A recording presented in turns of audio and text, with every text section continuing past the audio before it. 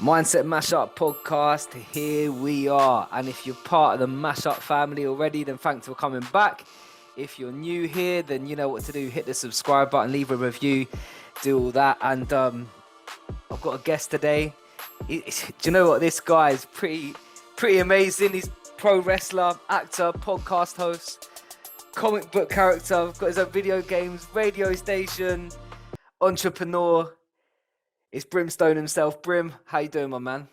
Finally, Brimstone has made it to the Mindset Mashup with my boy, George McCall. How you doing, brother? How you feeling? I'm ready to go. Got to get that burst of energy. You know what I'm saying? Right before we get moving on to this journey that you and I are about to go on. So I'm ready to go, brother. Ready to go.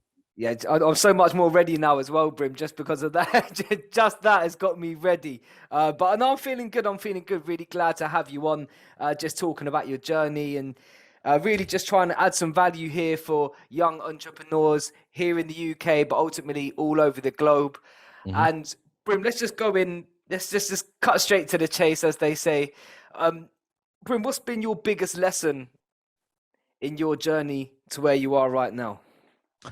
Oh man, I mean, you know, in terms of entertaining, in terms of entrepreneurship, you know what I mean? One of the biggest things that I always say are entertainers are entrepreneurs, and entrepreneurs should be entertaining.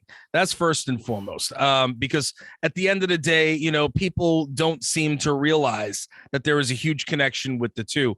That's first and foremost. I mean, that's the biggest lesson that I have learned and that I like to put out to other people. That's my line. That's first and foremost. Second of all, be careful of the dogs you lie with, because you perhaps may get fleas.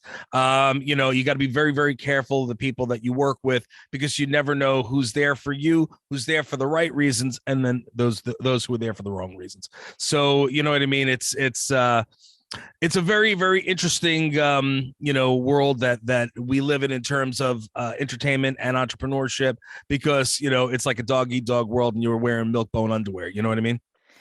Yeah, Brim, can you just say, so I love that. So you mentioned environment, but you said something that I feel like it'd be rude not just to say that again. You said entrepreneurs, entertainers, and if you, or was the other way around? So, just say that again. So entertainers are entrepreneurs, and entrepreneurs should be entertaining.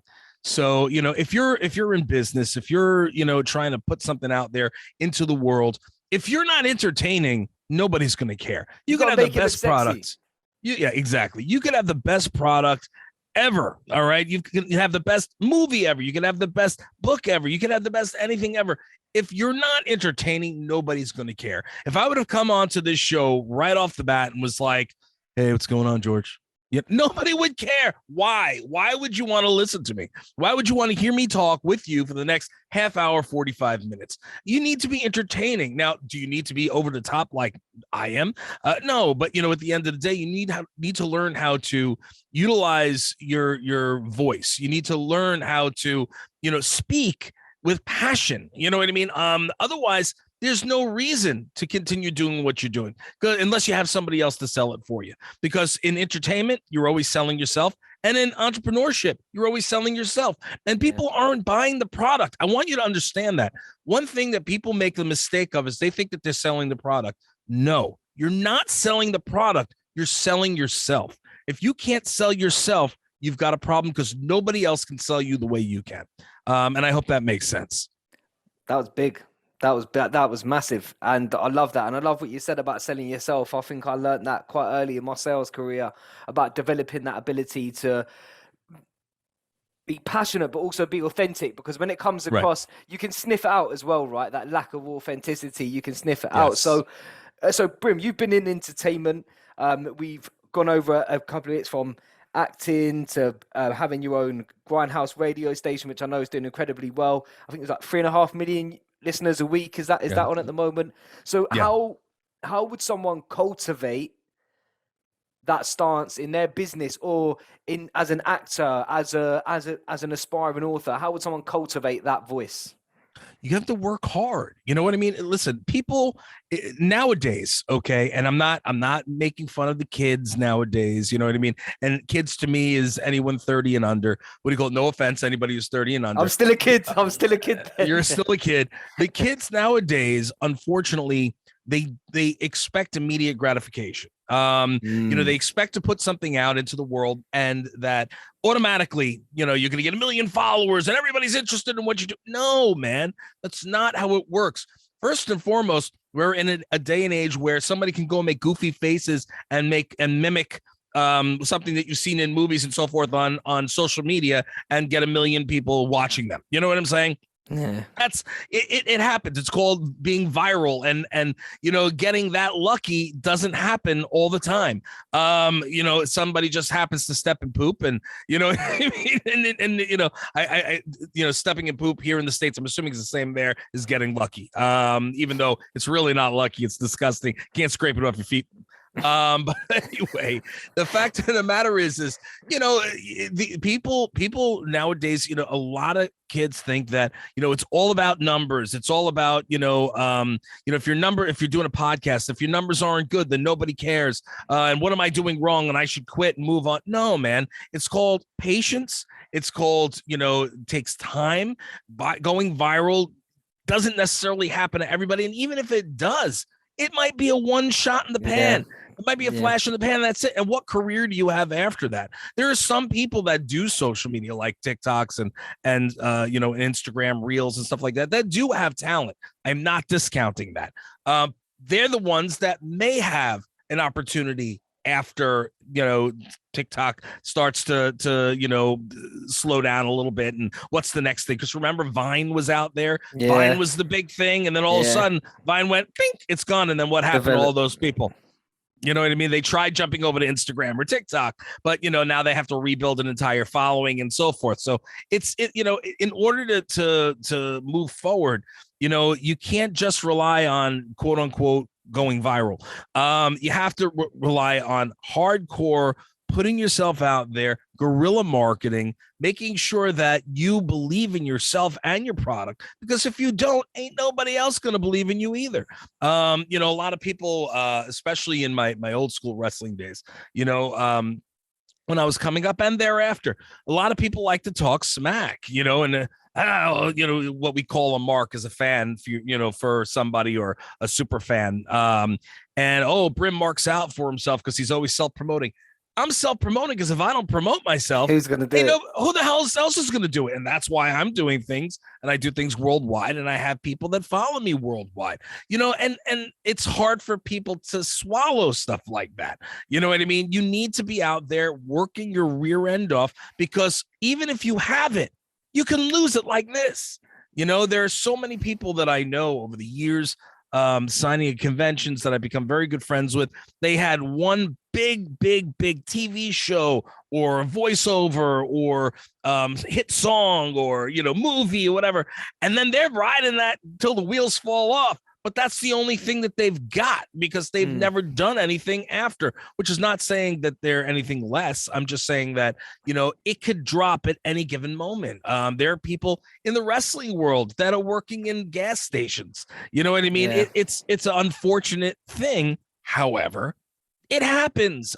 So, when I tell people, you've got to know not only the entertainment side, you've got to know the business side. You've got to take that business knowledge and you've got to take yourself to the next level and take yourself out of just entertainment and into the business world. And that's where the Brimstone brand has gone in terms of everything that I do outside of quote unquote entertainment, but everything is also intertwined in terms of business. Again, like I had mentioned earlier, if you have a book, if you have a this and that and the next thing, it's not going to poof. This is it. This is happening. You know what I mean? It doesn't work like that. We're not in Aladdin. The fact is you need to put in the work and the effort, and it doesn't start it doesn't end when you finish your book or after you do your podcast. It continues and continues and continues and continues. You never stop. It doesn't end. I'm 47. I've spent 40 somewhat years pushing and pushing and pushing and pushing, and that's why I am successful. And I'm not I'm not an A-lister, but eventually maybe that'll be my place. Maybe that I'll have a chance. Maybe I'll have a time. But at the end of the day, I have made it this far, not just because of entertainment, but because I also know business. I know how to sell, I know how to market, and I know how to charm a boardroom. So, you need to make sure that you have these qualities in business. Otherwise, nobody cares. I am unapologetically authentic. I'm not I will never get up here and BS you. There's no reason for it. So, at the end of the day, when I come and I have a conversation, I could be speaking to 2 people. I could speak to 2,000 people. I could be speaking to 3.5 million people. Okay. I'm still going to be the same Brim that, you know what I mean? You're always going to get that energy, and you're always going to get that confidence, and you're always going to get that absolute truism. You know what I mean? I'm authentic 200%. So hopefully I answered that question. It's easy that way as well, isn't it? It's easier to sustain that because as you move forward and as you progress, and as like we spoke about numbers, as numbers go up, the people's expectation of you is sustainable because it's always been who you are. And I think that's part of what happens when we chase numbers. The dangerous thing that can happen is that we place all our validation in numbers. So when the numbers don't there, we start dropping, and we start moving in a different way to how we move, because that's not what we've always done. So we were just aiming for the numbers. Right. Do you know what I'm saying, Brim? Right. You create for yourself. For yourself, whatever it is, whether it's in business, in entertainment, create for yourself. Your people will find you. And the way your people will find you is by putting yourself out there and ensuring that the people find you. So, I had a conversation with an upcoming comedian the other day. A good friend of mine had sent me a message, said, "Hey, Brim, would you do me a favor?" And I don't necessarily, I've helped people throughout my entire career. That's not an issue, but I have very limited time, especially nowadays. And, when certain people call and say, "Hey, can you do me a favor?" It doesn't matter what I'm doing. I say, "No problem. I've got you." So I had a conversation with this comedian, and, the expectations and so forth, and where am I, and how come I'm not getting paid yet? And this and that, and I had to sit you down and say, "Hey, this is where you start. This is level 1. Then you move to level 2. Then you move to level 3. And you've got to, put in your time and work and effort into each level." I could show you how to speed through some of those processes to get a little bit further, a little quicker. However, you know what I mean? You need to pay your dues, no matter where you are in business and in entertainment. Notice how they go hand in hand. Yeah. Okay. You need to pay your dues. Just like when you're a salesperson and you go and you start working for a company, you're not going to be, in the upper echelon of the salespeople. You got to work your way up. And then eventually perhaps you'll be, a sales manager, and then perhaps you'll be a director of sales. You know what I'm saying? Like, you have to work your way up and earn your pipes. You know what I'm saying? I think that's what's killing people out there, especially in the entrepreneurship industry. I don't know, a part of my feed a while back, I was having all of these schemes like, in 90 days we can get you to 10K to 20K. Yeah. So people place all of their, again, back onto numbers and like quick get rich quick schemes, or maybe you want to talk about something just the fast way. But what happens, you mentioned like earning your stripes. That's the saying that I don't know if you got that saying over the road there, but we say that a lot because I think there's something that hard work, you get attached to that hard work. And when you get attached to the hard work, it's harder just to give things up regardless of the number. And that's where I think, I don't know, I was going to say that that's where I feel like authenticity lies within that as well. Because when it's not about the numbers, it's not about anything else. Easier to maintain, it's easier to be consistent in what you do, because it's not about a number, or it's not about having a name. It's just about, I'm doing this because this is what I love doing, Right. Create for yourself. Work ethic is huge. At the end of the day, People don't have work ethic anymore. Some people do. I'm not going to say everybody doesn't. And honestly, some of these people that do all the posting on the interwebs and, their whole TikTok world, and they're posting 4, 5, 6 times a day, and you know what I mean, and that's their life, and they're posting, trying to come up with content. But it's content that's like one and done, and quick and quick and quick and quick and quick. And the world has become a how can I put this? They want quick consumption. They're they want quick.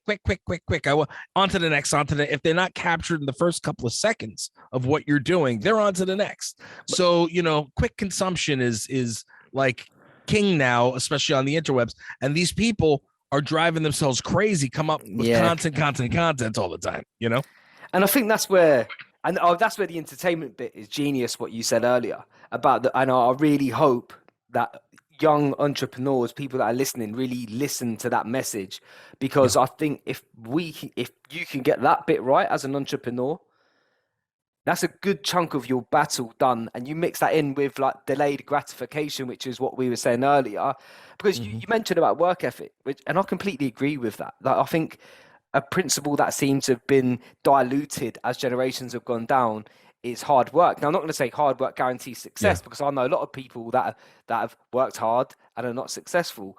However, I think mixing hard work, delayed gratification, being entertainment, you're already narrowing yourself down to a small percentage of people that are actually doing that as well. So if you've got the persistence, you've got the entertainment side to you, you're sort of understanding that this is not about the numbers, it's about doing what I love, you're already ahead of the game, man. Absolutely. So Brim, I've got to ask, have you always had this business mindset? Has this been sort of natural to you? Is this something that you've had to learn the harder way? Because I find it interesting, your story about your pro wrestling career into this now incredible another career, multiple other careers that you developed on your own. So yeah, how did you develop this mindset of being an entrepreneur? So, I mean, in terms of entertaining, I was age 5. I started on Sesame Street and Romper Room, which are big shows here. I'm assuming that you guys know them over there. So I started as a child actor, and then, my mother and my father, I came from a divorced home, and so eventually, my mom wasn't able to continue to keep bringing me into Manhattan because we're in New York. So, bringing me into the city was difficult. So, the entertainment thing kind of went on the back burner for some time because I was a kid and I didn't know I was doing it anyway. So, I wound up becoming, into the entrepreneurish type of thing, quote unquote, when I was a kid. I used to sell, to my family, hey, who wants a back rub? All right, well, 50 cents, $1, you know what I mean? And so I was that kid that was like, all right, you want me to take out the garbage? Maybe I'll get 50 cents for that or something like that. Like I would always try to get a couple of bucks, and hey, you haven't had a massage in a while, here's a coupon. You know what I mean? I was always that kind of a kid. A little bit later on, I got a little bit older. I'm talking about on the entrepreneurial side.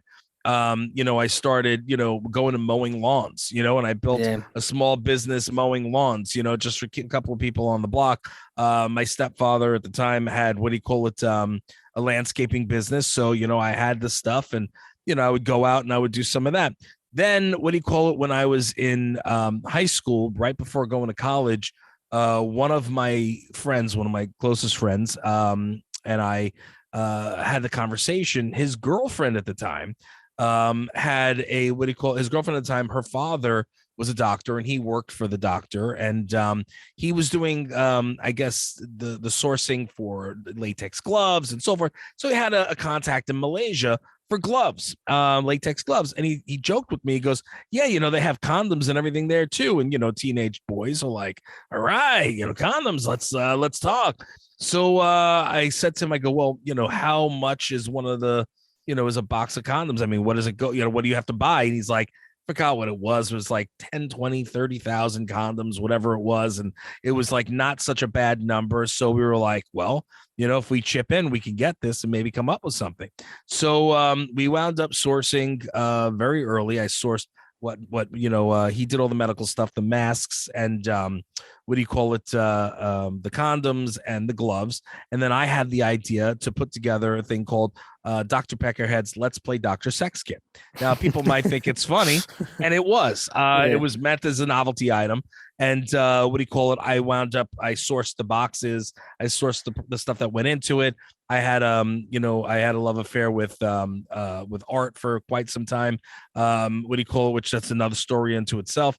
So I drew the instruction manual, what do you call it? And we put it together. I created the stickers and had those sourced. And then I found a place to do the shrink wrapping. And we had these products. Then I went door to door to all the adult shops. You know, you're talking about a 19-year-old kid, 18-year-old kid, whatever it was, going door to door to all the adult shops and selling these things as novelty items. And then I went into the malls. And at the time, Spencer's Gifts, they're still around. So I went to Spencer's and another place called World Imports, and I sold them like the Dickens. I mean, they bought them in droves for all their stores.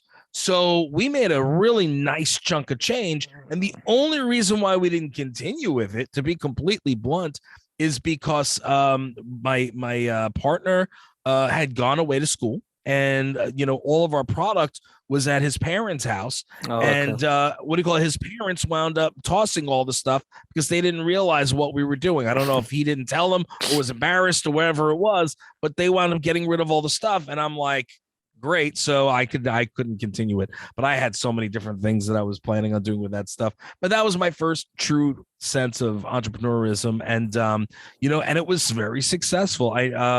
Entrepreneur.com, Entrepreneur Magazine just did an article on me, and they spoke about it. You know what I mean? We did good. We did good money, and it was a very good learning experience.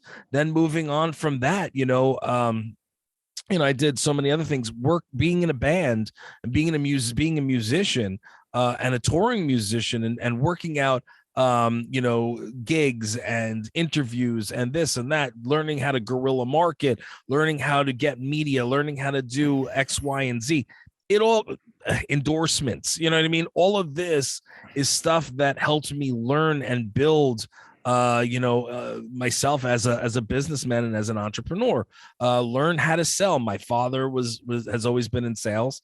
What do you call it? He does insurance. He has his own insurance business, for many, many, many years. And my mother, what do you call it, was not necessarily a salesperson, but she was, she sold houses, but she was always very honest. So she wasn't necessarily the best real estate agent, but, she wasn't the worst, but, she would always tell people the truth. So if there was something wrong with the house where some people would cover it up, she would always tell them the truth and lose the deal. So I got the honesty and everything from my mother, and I also got the silver tongue from my father. And and the stuff that I learned and I garnered over the years from all my opportunities, and the opportunities I built for myself, all this stuff, has made me into what I am today. So the early entrepreneurism was a lot of fun. Dr. Peckerhead lives on. So. Yeah, no, that's great. That's great. I didn't realize that was the first hustle, and I love that, going around just knocking on the local shops as well. That's massive. And so you've been in the game for a while. Then this isn't entrepreneurship's not new. So have you constantly just evolved the strategy you've been using and leaned on the skills that have naturally come to you, or have you developed other ones that have not been as strong as the other ones, if that makes sense? Well, there's always certain things that don't necessarily work, fluidly through everything that you're doing. But there's little nuances and little things and little lessons and, stuff that you learn along the way that does apply to anything across the board. So, and yes, I've used that. I've kind of built and built and built and built and built. So, eventually you have this little, it's not a full house, but because you still have to continue to build, but you have a nice base foundation of information. Yeah. The foundation that you can pull from at any given point in time. And, it's, there's a lot in this noggin. I mean, I've done a lot in my years, and so that being said, I've learned from, box A, what I can then use in box D, Yeah. and vice versa. And then there are certain things that I know in certain situations, I'm like, this will never work, so let's take 3 steps back and then we'll take 10 steps forward. And am I always right? No. Well, most of the time. No, I'm just kidding. Am I always right? No. But failure is part of success. Yeah. If you don't fail, you can't succeed. So it is very important to note all those failures. There are things that I've had things that have fallen to the floor and go, all right, well, that sucks. And then you can either leave it there lying on the floor and never pick it up again, or you can, sweep it under a carpet and never do it again, or you pick it up, put it on the shelf and come back to a little bit later and say, okay, now might be the right time. That's what I did with the Grindhouse Radio. You know what I mean? I did that with the Grindhouse. I did that with Hound. What happened with the Grindhouse? So how did that happen with that? So what do you call it? So I started thinking about doing the Grindhouse Radio years ago. So we've been doing it for about almost 7 years at this point. So maybe 8 or 9 years ago, I had started toying with the idea of wanting to do some kind of a broadcast. And since I live on Long Island in New York, in the United States, people, what do you call it? Just giving you a reference. I have been on all the different radio stations as a guest. I know people for so many years, whether from working with them at charity events or, hosting things and stuff like that, or just going in and just meeting people and being on air with them. I've made many friends and acquaintances, here on the island. So I had said to my wife, my little one was really little at the time. She's 11. She's about to be 12. What do you call it? I said I wanted to spend a little bit more time at home rather than touring, if possible. But I need an excuse, because if I'm going to give up money that I make while I'm touring, then I need to have some kind of an income of revenue, outside of X, Y, and Z. I need to pad that income with something else. So I figured, I'd love to do a show. So I had the idea for Grindhouse Radio. It wasn't exactly what it is nowadays, but it was the general idea. And I, pretty much went out and I contacted every single one of my contacts here on the island. And I said, hey, I have an idea. I would love to do something with you. What do you call it? Let me know what you think. Let's have a conversation. I heard crickets, brother. Crickets. Nothing. Nobody, not one person responded to me. And I'm going, oh, okay. Now I'm always DIY.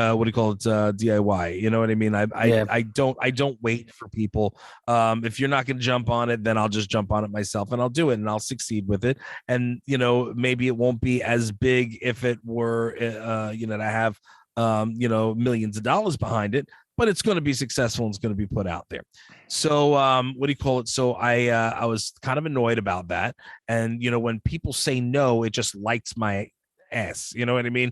I get very, very like, okay, well, if you're not going to help me, I'm just going to make it happen elsewhere. So I bought all of the, what do you call it? The, everything I needed. I got my URL. I started, getting, I got all the social media for it. I started building a website. I started doing everything I needed to do. And I was looking into alternatives, because I said, I'll find something or I'll do something. I wound up speaking to a couple of people in, what do you call it? Internet radio, and the couple of people that I would the people that I was dealing with were very, very shady in my opinion, and I really wasn't feeling the connection. And again, like I said, there are plenty of people who you got to watch out for, because you never know what you're gonna get. Fleas. Exactly. So I put it on hold. I said, I need to put this on the shelf for right now. I already owned all the assets. I already had the idea. I was going to sit on hold. I did a overhaul in my Hound corporate when we had Hound corporate, Hound Entertainment Group, Hound Comics Inc. And what do you call it? I had a couple of interns that were working with me that had radio experience. So, we had such great banter in the office when they came out on the road with me, and we worked well together. And I said, what would you guys think of maybe putting together a show? And then they're like, well, yeah, we could always do a podcast. Now, mind you, podcasts then were different than what they are now. Yeah. Okay. Yeah. They were still first coming up and starting to build momentum. Now, except for the fact that I knew what podcasts were, because for the last however many years, I was always a guest on them. When I'd Yeah. be signing at cons, they'd come up to me, "Oh, would you be on my podcast?" Sure, why not? What's a podcast? Like, okay, no, back when, people don't know. Yeah. They didn't Yeah. know. So, I knew, from Kevin Smith, he had his Smodcast and so forth. And so, long story longer is, we all discussed it, and at that time I was like, well, okay, podcast sounds interesting. I would have never thought of doing podcast at that point. What do you call it? The three of us basically sat around a single mic that one of them brought in, around a desk in our office space, which was out on a main road. What do you call it? So you heard the cars whizzing by outside. It was, no secret about it. It was an hour. We started. Once we started, it seemed like it was 2 minutes. An hour went by. We're like, we've got something here. We've got something. And I dusted off. I pulled off the shelf the Grindhouse radio. I cleaned it off real nice, and I said, all right, let's make it happen. And what do you call it? We did some quick photo shoots, nothing crazy, but just some stuff just to get moving. And then I contacted a bunch of people that I knew that had either internet radio or what do you call it? College radio and so forth. I said, hey, I've got a product, that I would like to see if you guys would like to take. I'll send it over to you for free. Let me know if you'd like to air it. And we started building up, momentum. And suddenly we were on a ton of different networks. And, that was before we went on to iHeart. So we were an hour show. And iHeartRadio called us. And it was not like it was now. It is now where anybody and their mother can go on iHeart. That is when you needed to be asked and invited to be on iHeart. And we were supposed to do a lot with them. We were featured there for quite some time. And that's when we went on iHeart. We went to 2 hours, created the new format that we have been using for the last 6 years, because we did it for about a year, like I said prior. So we're in our 7th year. So or 5 years, whatever it is, but created the format, and the rest is history. You know what I mean? Now we're up to 3.5, 4 million listeners weekly worldwide, over 30 networks syndicated.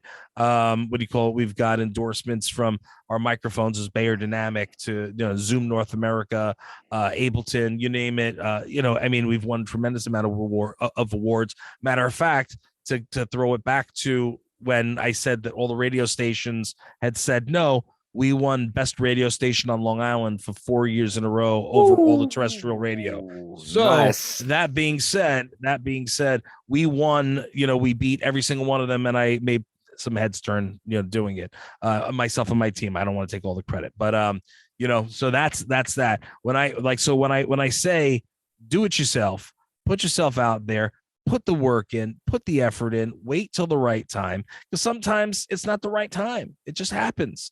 If something is not moving the way you need it to move, stop, wait, put it on the shelf, come back, move forward 10 steps.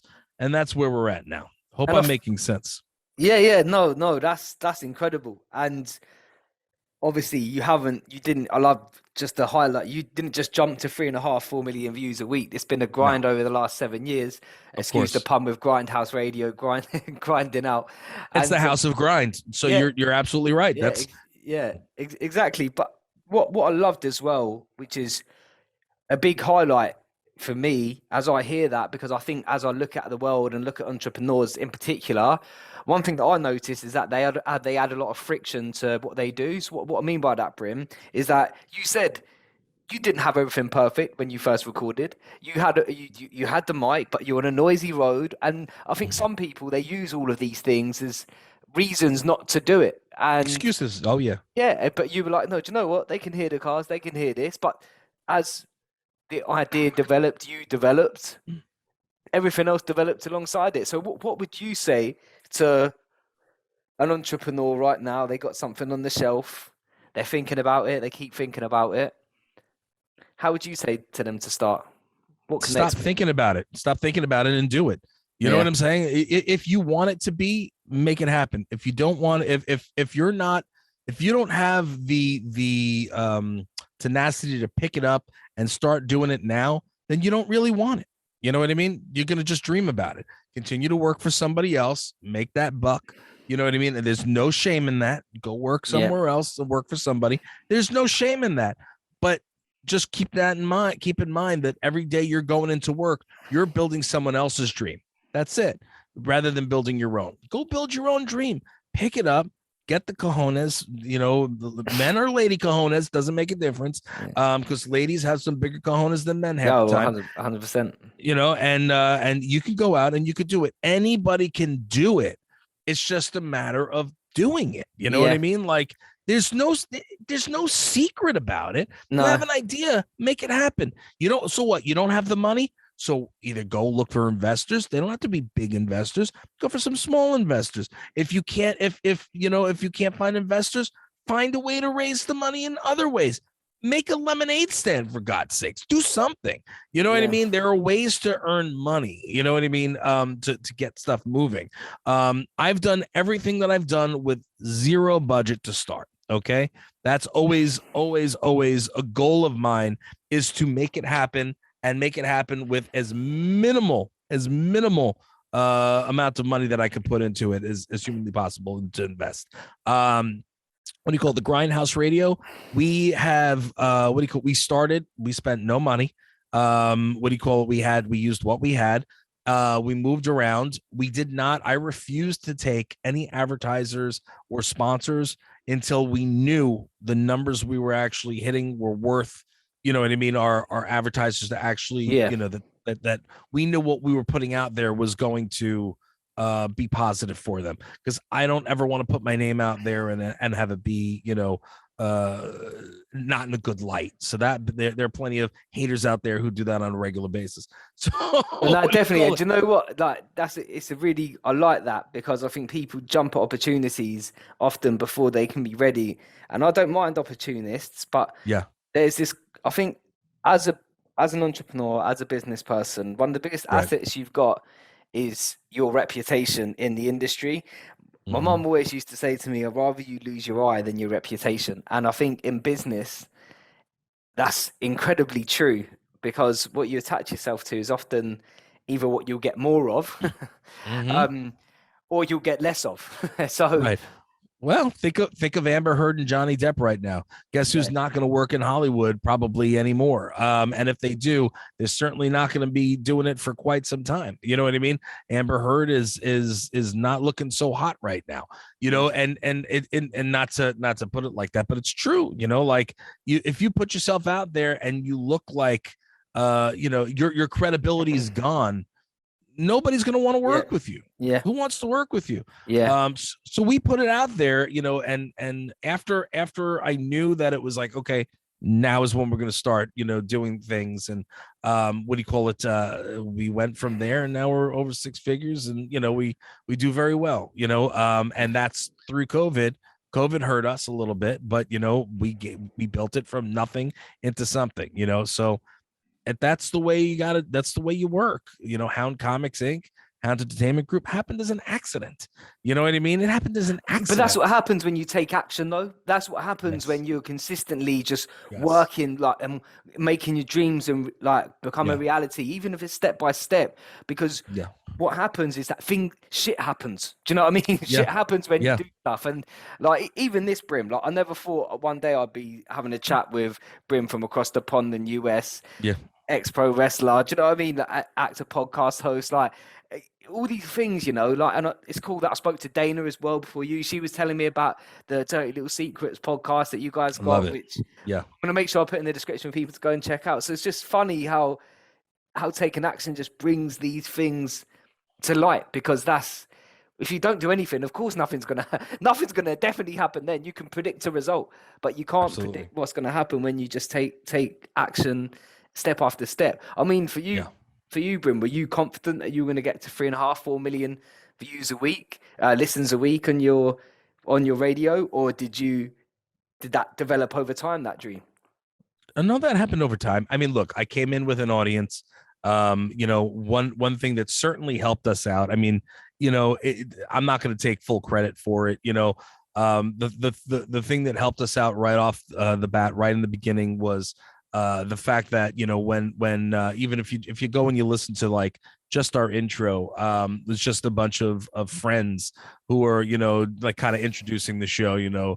Hey, this is Stan Lee. Hey, this is Nichelle Nichols. Hey, this all big Yeah. players in the game, and these are 95% of the people that are on the show are actually good friends of mine, guest wise. And one of the first drops, station IDs that I got was from Stan Lee. It was before Stan knew we didn't even have the show wasn't doing anything yet. And he's like, he goes, listen, Brim, if you're putting it out, I know it's going to be quality. Mm. I'm happy to give you whatever you need. And having these people back me helped tremendously. So they did that, and they reposted things for me, and like really good friends, and I can't, I can't take all the credit.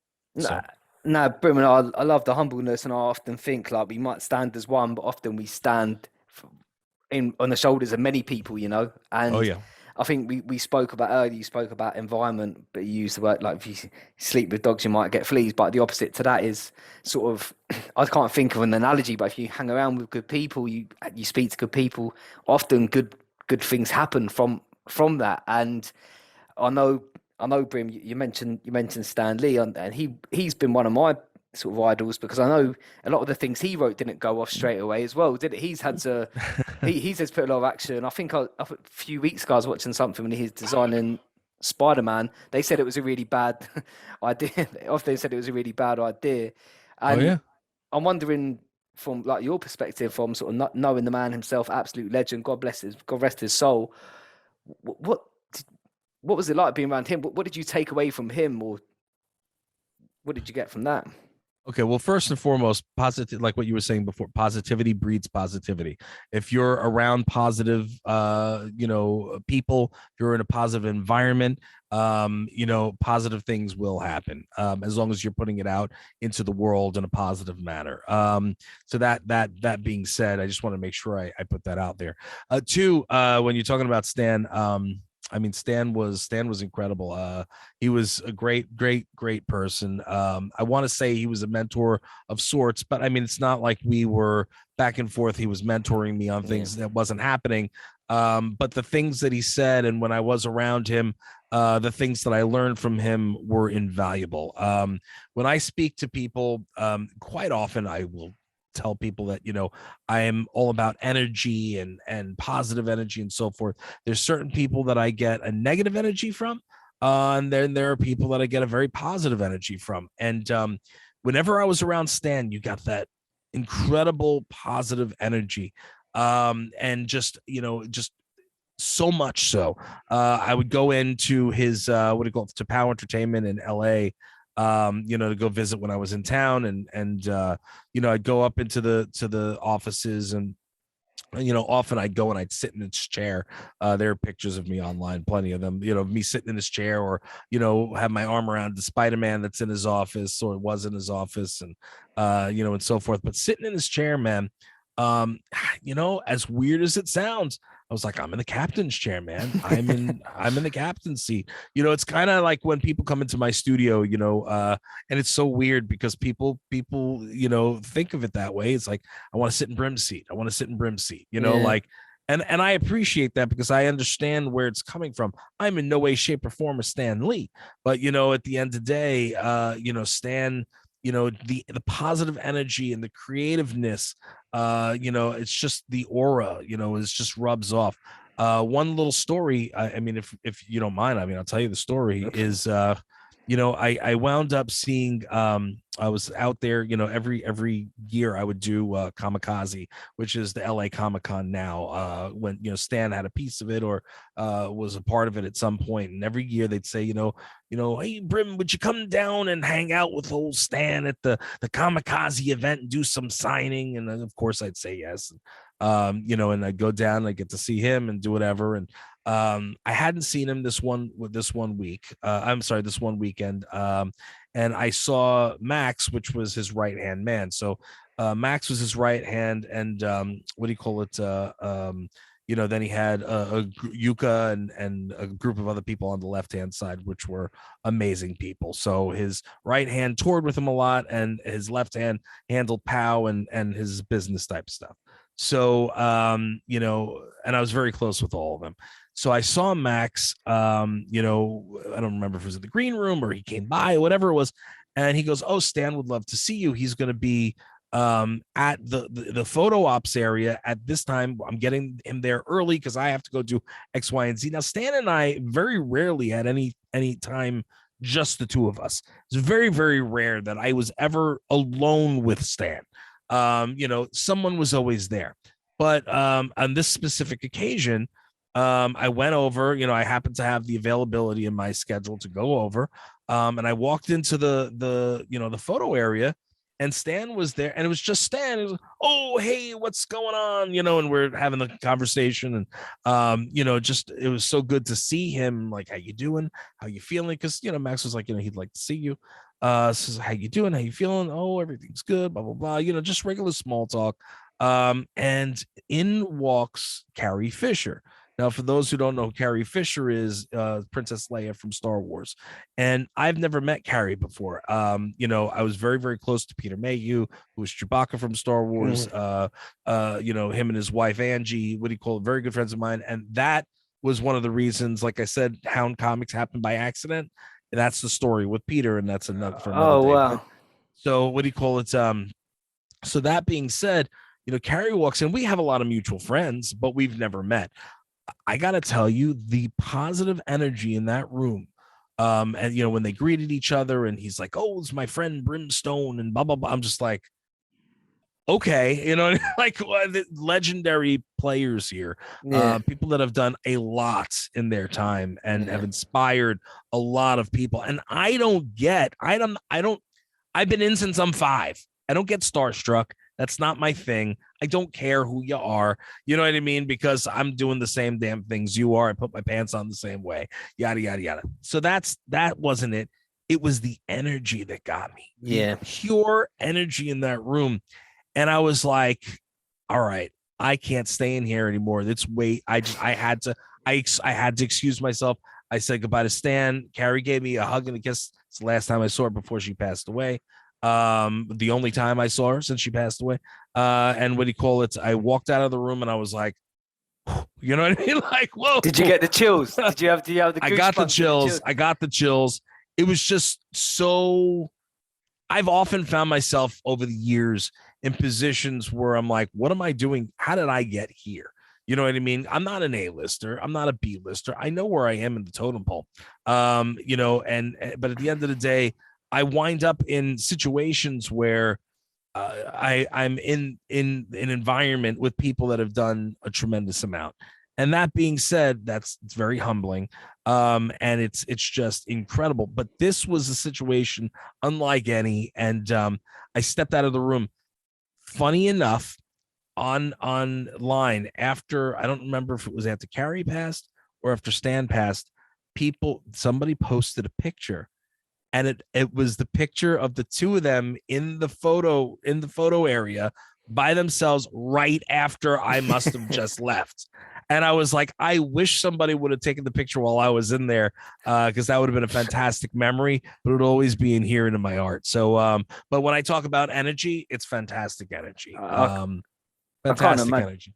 I think, as you said, it's something that it's an experience, isn't it? It's literally an experience when you feel that sort of, it's not just like even a feeling is probably understating, isn't it? It's just the whole experience of embracing that must have been incredible. I mean, insane. You mentioned some big names there, and I think for me, I've got this quote on my wall where I think it is a Stan Lee quote. I don't think where it's just, I'll paraphrase it. It's basically, if you think you have a really good idea, don't let an idiot talk you out of it, and give it your best. And I don't know why, I feel in the past I have done that. I have let people talk me out of ideas, and it's no one else's fault. It's my own. And when I saw that, I was just like, yeah, man, like I need to do that. I need to do that. But Brim, just as we get this wrapped up, I just want. Is there any last bits of advice, last words that you want to say to any entrepreneurs, people working on their mindset? Okay, first and foremost, I want to give you a quick lesson. And it goes off of what you just said about letting people talk you out of things. I want you all to know your family loves you, your friends love you. They love you more than life.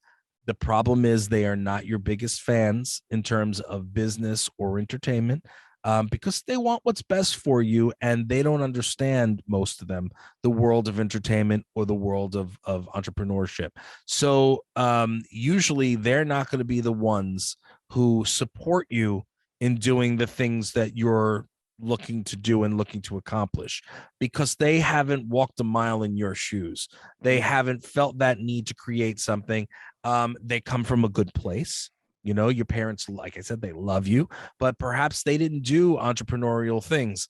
They worked a 9 to 5, and they feel that you need to work a 9 to 5, because if you don't work a 9 to 5 and you're not making that money, well, then where's the money coming from? Blah, blah, blah. And you're never going to do this. Listen, it comes from a good place.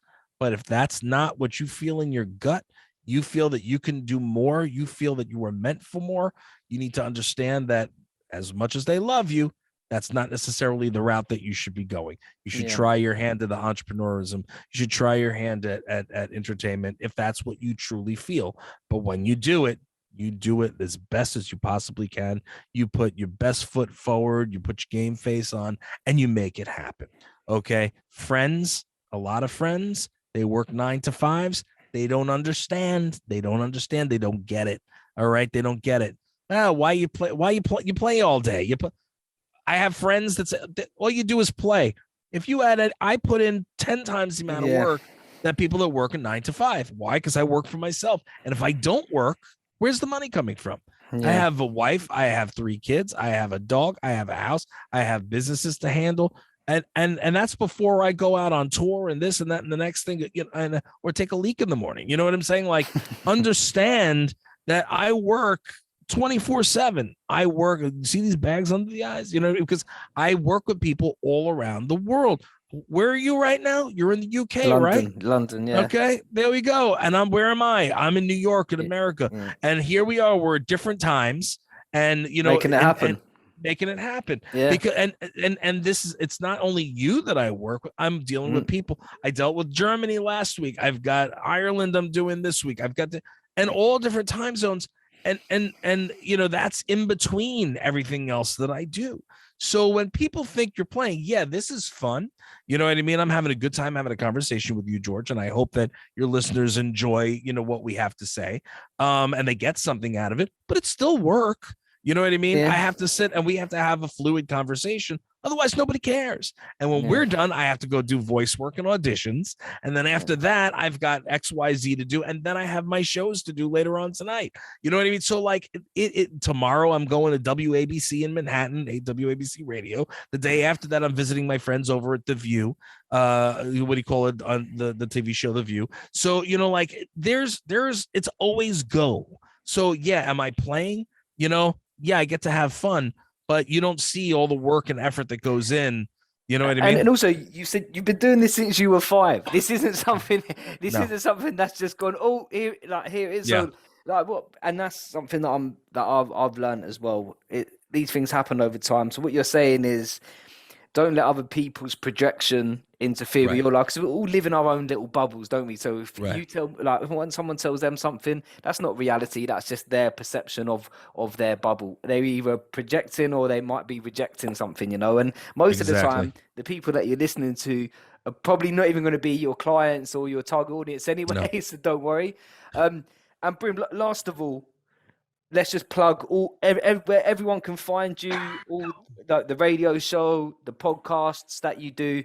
Just I want to give you some time just to plug all that, or any other podcasts that you might think people might benefit listening to. I mean, listen, everything that you want to learn about me, you can pretty much find on my official website, therealbrimstone.com. What do you call it? All the social media is right there at the top. What do you call it? If you go to the scriptures section, you just click on scriptures, that'll open up, that'll show you a tremendous amount of different interviews and so forth that I've done, whether it be the video stuff, which is right up the top, or down below is all like print and you know, and other stuff that, you know, people might be able to learn some good stuff from. A lot of some of the interviews with, you know, via business, and, you know, if that helps your readers. Also, my blog, the Brim blog, is also under scriptures. So if you highlight over scriptures, Brim blog will come up. You go there, scroll down. You're going to find a lot of stuff about entertainers being entrepreneurs and entrepreneurs being entertaining, podcast 101 stuff, business stuff, and all that. Everything, like I said, is on my official website, therealbrimstone.com. Social media, I'm on everything. You know, definitely hit me on Instagram at The Real Brimstone. It's verified. You know, it's me. It's always me who answers. I'm the one responding. As long as you're kind, I will be kind and respond back. If you're not kind, I'm just going to blow you up on my social, and that's going to be it, and then block you. I have no time for blowing. Yeah. So, that being said, you know, I have a nice community that I have on Instagram. That's where I am the most on social media. So, but, you know, anywhere, like I said, you go on you know, what do you call it, the website, and you can pretty much find everything.